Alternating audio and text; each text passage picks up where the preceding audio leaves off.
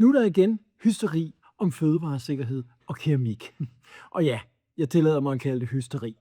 For jeg er ret sikker på, jeg vil godt lægge hovedet på blokken for, at det, som i sidste ende gør mange af os syge, det er det lortemad, vi æder. Det er ikke den tallerken, vi putter det på. Når det så er sagt, så er der selvfølgelig nogle kemikalier, nogle stoffer, vi bruger, når vi laver keramik, som potentielt set kan sive ud i maden, og som det nok ikke er særlig sundt at få ind i kroppen. Men jeg er for eksempel temmelig vild med tun, og som nogle af jer ved, så kan det godt indeholde, som regel indeholder, en del tungmetaller.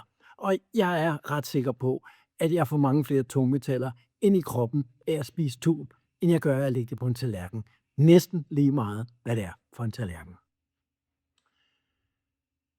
En anden ting, som er vigtig omkring fødevaresikkerhed eller fødevaregodkendt keramik, som mange folk glemmer, det er, at vi lever altså ikke i en global verden, hvor lovene er det samme. Så derfor, hvis man går på nettet og læser for eksempel, hvad nogle af glasurproducenterne i USA siger, så er det ikke sikkert, at de overhovedet forholder sig til, hvad de europæiske eller danske regler faktisk er.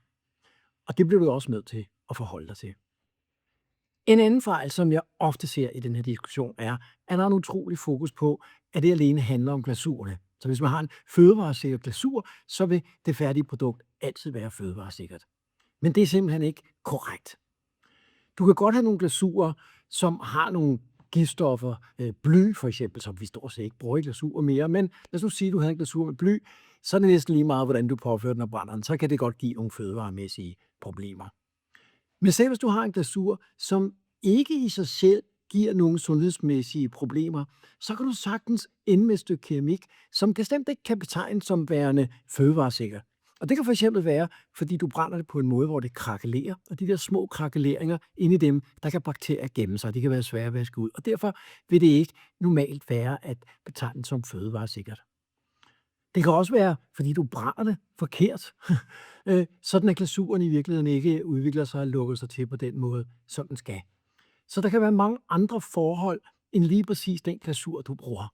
Så selv en glasur, der i princippet ikke burde være fødevareusikker, kan sagtens være det med den måde, du bruger den på.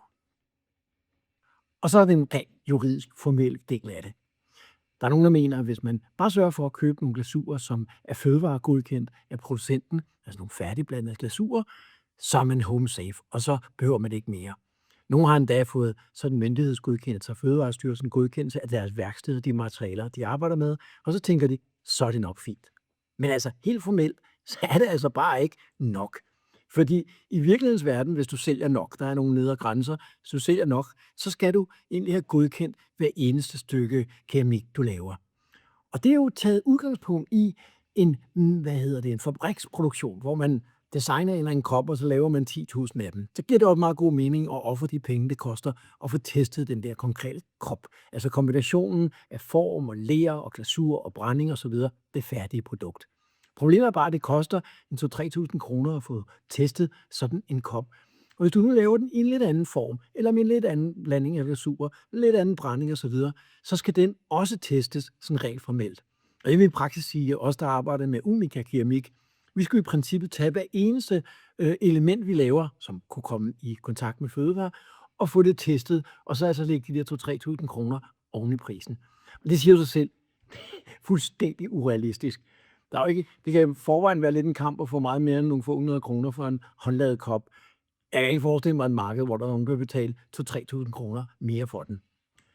Så i virkelighedens verden, så er det jo ikke sådan. Jeg kender mange professionelle keramikere. Jeg kender ikke en eneste af dem, som laver Unica håndlavede ting, som får testet hver eneste af kopperne.